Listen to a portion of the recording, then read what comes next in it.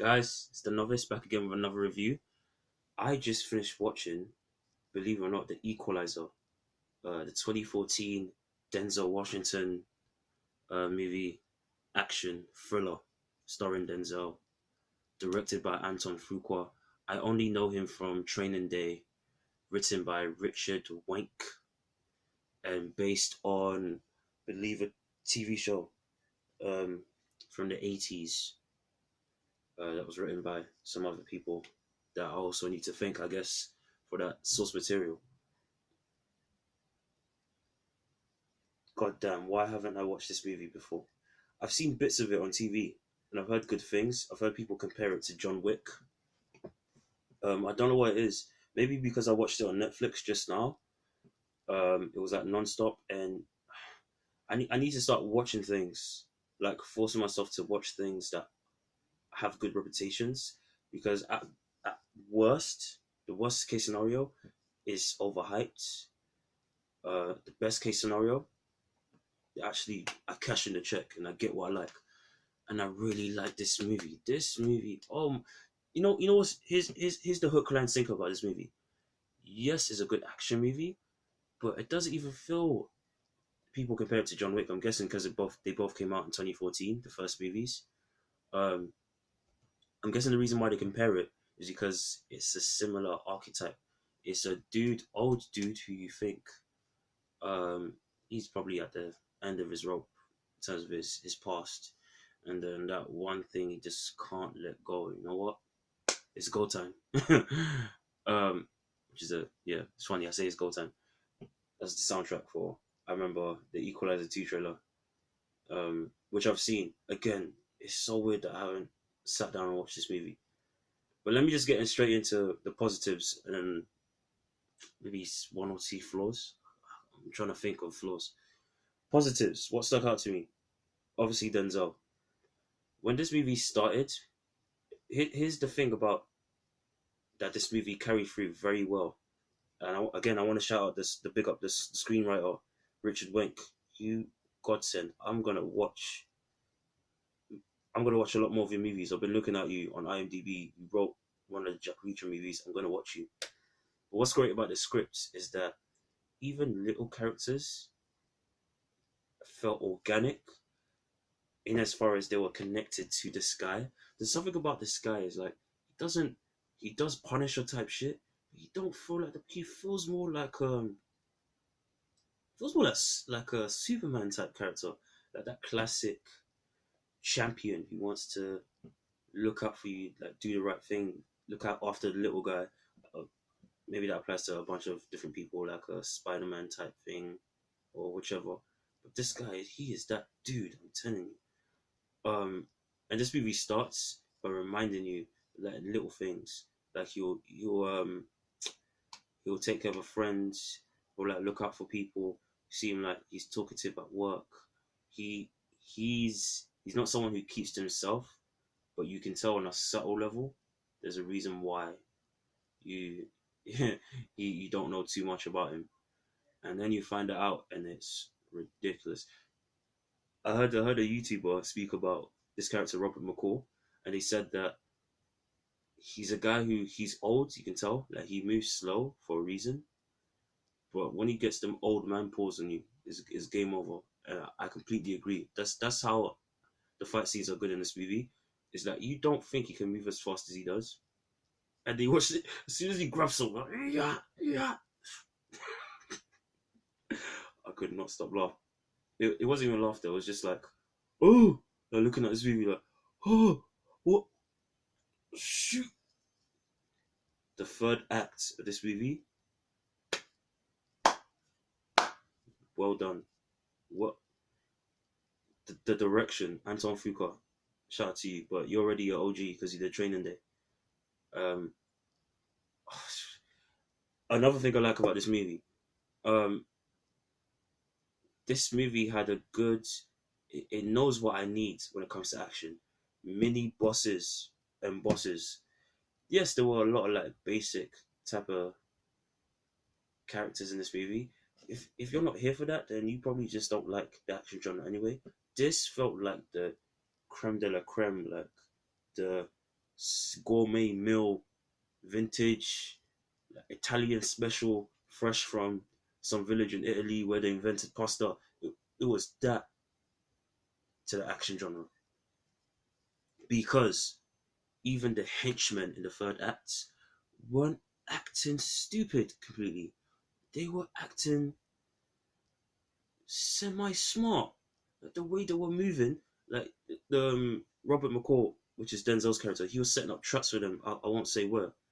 He was setting up traps for them, and they were moving. You could tell they were actually thinking shit through. Some of them got done straight away. Like they remind you throughout this movie, this dude is basically a ninja, ghost, assassin. Yeah, it seems so casual. That's why like he's so. I don't want to say he's unassuming. He is unassuming. Yeah, he is unassuming because he's so calm and quiet. It's weird. It's like maybe that's why because he has a violent streak to him, but he's just weathered. He's been through so much shit that it's more like a something he keeps in the box more safely than a Punisher, than a John Wick even. John Wick, it feels to compare. It feels like he likes it to a fault. Like he was looking for an excuse to not get back into that game after his wife died, and then his dog was just from there. It just went off. But this guy, Robert McCoy, this felt like a champion. Like, oh yeah, I would hire this guy. This is the people who wrote this movie. God damn, Luke Cage came in my mind again. I can't help it, guys. I'm sorry. I've mentioned him one or two times in some other videos. I feel some type of way because this is the kind of script writing, the kind of world that you need to get a character like Luke Cage right. You need a mini boss who is the counter to him, who plays that mental chess, but also comes correct with the ruthlessness, organization, this, that. You need a guy who's fighting for something on a personal level, like physical, hand to hand, and with guns and all that stuff. And you need someone who's fighting for something on a broad level. And the great thing about this movie, even Code 8, if you guys have seen that review, I mentioned it with Code 8. The great thing about this movie is he does feel like a champion for the little guy. God, I like this movie so much. I'm trying to think, okay, what's a flaw? Here's one flaw. Without spoiling it, in the third act, there was someone who showed up who you see throughout the movie, and it made no sense why he was in that specific location. I'll put it this way: security. That's how I put it. Like the person who showed up, he reappeared and helped out Denzel's character Robert McCall, and it should have made no sense for him to be there with the kind of people who were in that location where Denzel was at, and he was looking a bit shaky for a moment. I liked it, man. Also, again, shout out to there's a guy in this movie who is like the main villain. Um, he's the main villain. He's not the person on the highest part of the pecking order, but he's the main villain to Denzel, and he's kind of like his mirror. Like what would happen if someone had these skills and had this organization and was just like no nonsense mercenary, but had a cold soul, and you could tell didn't use it because of his pure heartedness and because of his feeling of like wanting to help people. Because which he reminds people of in this movie, is a guy called Teddy. I didn't even know that was his name. I was watching the movie. I was like, "That's your name, Teddy." I looked on the after credits and on the IMDb, and it said his name is Teddy. That's some weird ish. Played by Martin. Don't know how you say his name. I think it's like Russian or Eastern European pronunciation. Suzas or something like that. But he played a good role. That role could have very easily been generic, especially in the way he came across a bit as an actor. But this movie, okay, maybe it's just me. I don't want to overhype it. It's very simple, but everything felt so organic to me.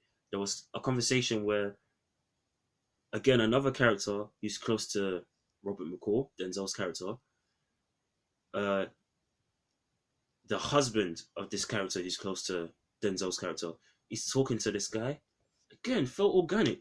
Maybe it's because the person who's playing him is someone who I like from a classic movie back in the 90s. But that even that this guy was barely in the guy who was talking to Denzel was barely in the movie. This this movie made me feel good. Again, also David Harbour, you played a good role. You were so skinny back then. What the?